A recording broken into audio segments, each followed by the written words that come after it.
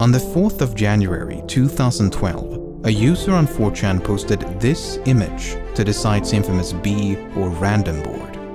The anonymous author, who went by the 4-digit pseudonym 3301, challenged users to uncover a message hidden within the image. Unbeknownst to those who stumbled across it, someone had just set in motion one of the most elaborate scavenger hunts the internet has ever seen.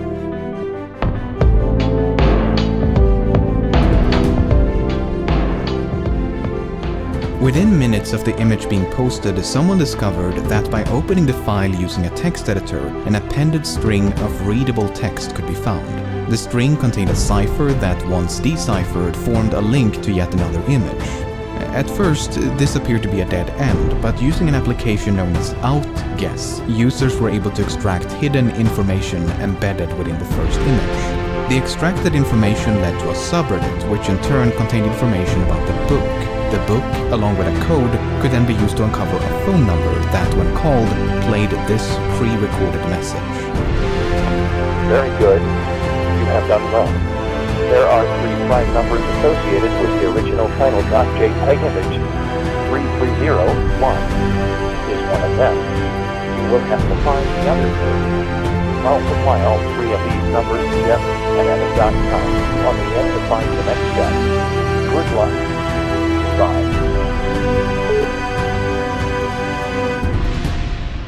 By the following day, the initial image had been reposted all over the internet.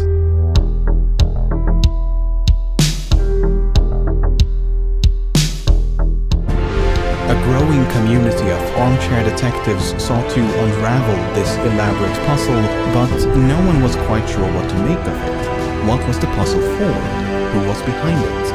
What happens when you reach the end? Some naturally dismissed it as an elaborate joke, while others perceived its complexity as evidence against it being the work of a mere troll. Before long, rumors began to circulate that this could be the work of some secret society or intelligence agency with the intent of recruiting individuals proficient in cryptography, steganography, and other related fields. Of course, it was nothing but a rumor. The 2 missing numbers mentioned in the recording proved to be the dimensions of the original image. After multiplying the width and height with 3301 and using the product as a web address, users were taken to a website. The website consisted of a countdown as well as an image of a cicada. When the countdown reached 0, the page was updated with a list of coordinates. The coordinates pointed to locations around the globe, 14 locations in 5 different countries. It was now up to participants living near the specified coordinates to rise from their comfortable armchairs and venture outside. Those who believed Cicada to be the work of an organization now felt their beliefs had been justified. In their opinion, only some international collective possessed the means and resources to create a scavenger hunt of this magnitude. This was not the work of your average troll. No, this had to be something else. At each location was a poster with a cicada symbol and a QR code. On the bike shelter over here. Got it right there. You can see the corner that the codes linked to an image, the image contained a riddle, the riddle led to a book, and the book led to a website. But here, the puzzle took an unexpected turn. Only a select group of first arrivals to this website were accepted into the final stage of the puzzle. The site eventually closed down with the message, "We want the best, not the followers." The finalists were also warned not to collaborate with others nor to share the details of this private stage of the puzzle. Well, given that we know this, it's safe to say that not everyone heeded that warning. But those who did presumably advanced through the final stages before reaching the very end of the puzzle.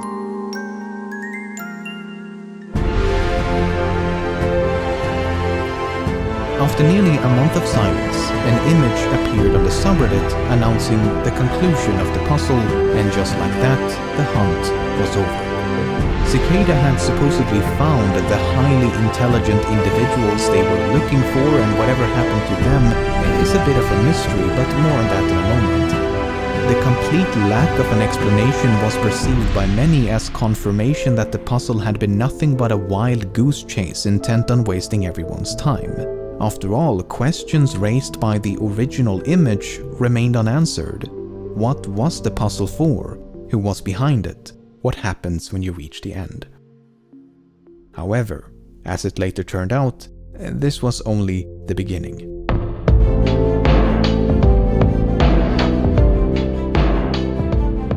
Whomever was behind this intricate game had the foresight to include an authentication code known as a PGP signature along with every clue.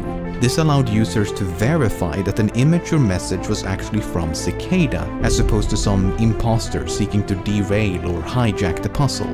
Cicada had repeatedly warned of such false paths and insisted that any message lacking a valid PGP signature should promptly be disregarded. That's why this image, posted exactly a year and a day after the first, provoked such a frenzy. After a year of lackluster imitations, this image finally matched the official PGP signature. Cicada was back, and it was time for round 2. The second puzzle was not too dissimilar from the first. The image enclosed a message, the message led to a book, the book produced a link, and gradually the puzzle unfolded. At one point, a recording titled The Instar Emergence was uncovered.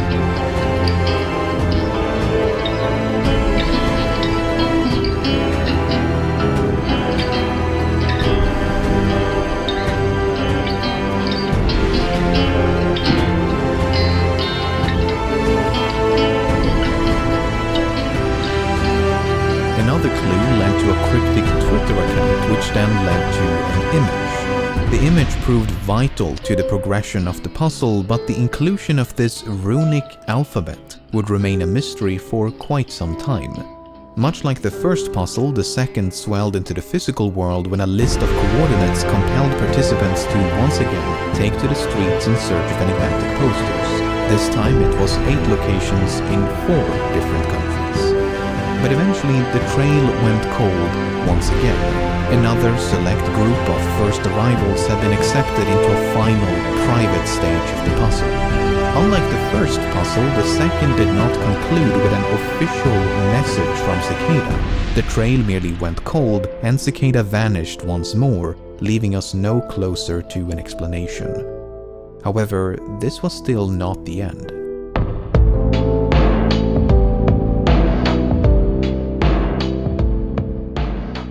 At the beginning of 2014, it was time for round 3. Once again, the image enclosed a message, the message led to a book, the book produced a link, and suffice it to say, it was more of the same. Except this time, the puzzle seemed to revolve around a strange book. The book was titled Liber Primus, meaning first book in Latin, and was evidently written by Cicada. The runic alphabet uncovered in 2013 finally made sense, as the book was primarily written in runes. Even so, the meaning of the translated pages were cryptic at best. The book consisted of various philosophical and ideological ideas and appeared to be their manifesto. Many have since compared the strange writings to that of a cult. Nevertheless, the book also comprised a myriad of clues and codes. For example, this page advised participants to seek out a website on the deep web, but the site remains undiscovered. Another page led to a website containing yet another recording titled Interconnectedness.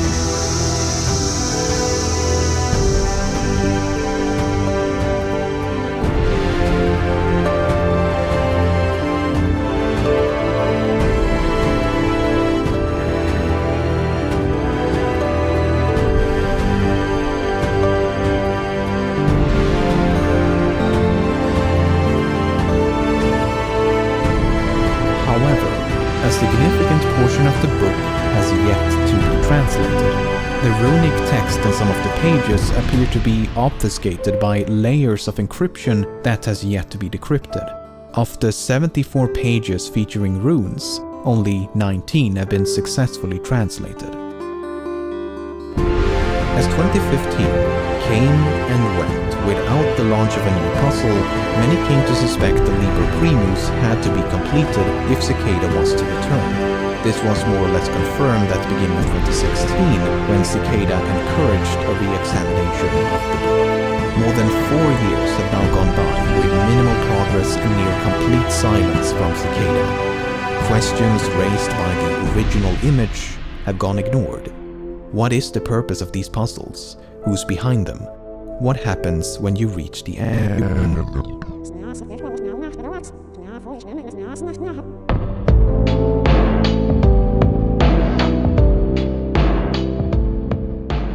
When the initial image appeared on 4chan back in 2012, many assumed Cicada 3301 to be an alternate reality game designed by a corporation to promote a new service or product. For example, Microsoft developed an elaborate ARG back in 2001 to promote the film Artificial Intelligence, and a similar viral marketing campaign was used to promote the release of Halo 2.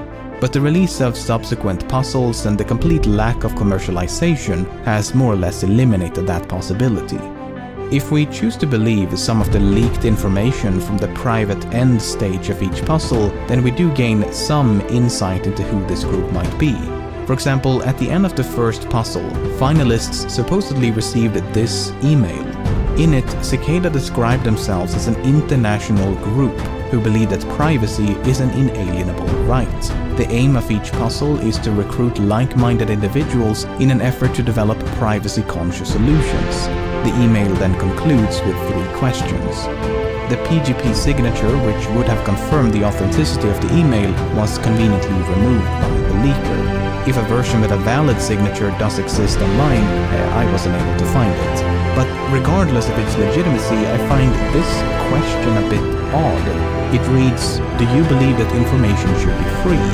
Assuming the expected answer is yes, then the very first sentence, "Do not share this information," seems a bit hypocritical. While the idea of a secret society recruiting individuals by means of elaborate cryptographic puzzles may seem a bit absurd or even conspiratorial, it's not entirely unfounded. Corporations and governments alike have employed similar recruitment techniques since at least the Second World War. In 2013, the British intelligence agency GCHQ launched a recruitment program known as Can You Find It? Participants had to decrypt a number of cryptograms hidden across the internet, and those who managed to solve the entire puzzle were offered a prize or a position at the agency. Google did something similar with enigmatic billboards back in 2004, and the US Navy launched a near-identical project in 2014. Okay, but then what about the recruits? Why have we not heard from these chosen few? Well, we have. It's just that separating a legitimate finalist from an imposter is virtually impossible. In a 2015 interview with Rolling Stone, 2 alleged winners of the first puzzle chronicled the events beyond the final stage. After receiving an email from Cicada, they were taken to a forum on the dark web. Here they could communicate with 20-some-odd recruits as well as a handful of established members of Cicada. They were told that Cicada 3301 had been founded by a group of friends who shared common ideals about security, privacy, and censorship. The goal was to work as a collective to develop software applications in line with that ideology. As friends recruited friends, this secret society quickly expanded into a decentralized international organization. The recruits were then tasked with developing software that fit the ideology of the group, and members of Cicada would oversee their progress. But without the allure of a puzzle to be solved, the recruits quickly lost interest. By the end of 2012, all but one had left, and a few months later, the site was gone.